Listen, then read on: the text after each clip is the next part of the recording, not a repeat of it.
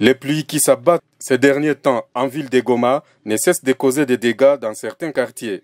Ce vendredi 20 mai 2022, la coordonnatrice du cabinet du conseiller principal en charge des questions humanitaires, Maître Priska Luanda Kamala, accompagnée du coordonnateur du bureau d'études au cabinet du gouverneur, a visité l'avenue La Frontière au quartier Katindo, où l'école Un Jour Nouveau était aussi inondée par les eaux. Écoutons Maître Priska Luanda Kamala qui revient sur l'essence de sa visite. L'autorité provinciale, le lieutenant général Constant Dima, a été alerté sur la situation qui s'est passée ici depuis avant-hier. Je vois l'avenue qui mène vers l'école primaire Un Jour Nouveau.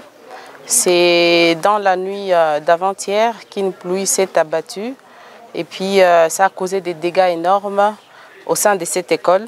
Et nous venons d'effectuer une descente sur le terrain, comme envoyé de son Excellence, Monsieur le gouverneur de province, pour faire un constat sur ce qui s'est passé sur les lieux et lui faire rapport.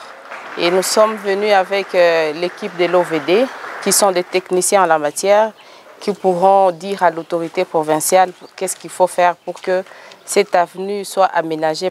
Pour les promoteurs de cette école inondée, les revêtements de cette avenue constituent un besoin urgent pour éviter les faits similaires dans le futur. Au cours de notre exposé, nous avons parlé du besoin de réellement revêtir cette avenue à l'avenir également, que ce soit pavé ou asphalte, pour permettre à ce que la circulation qui est toujours dense à cet endroit puisse être beaucoup plus fluide lorsque des problèmes interviennent même au niveau de l'artère principale.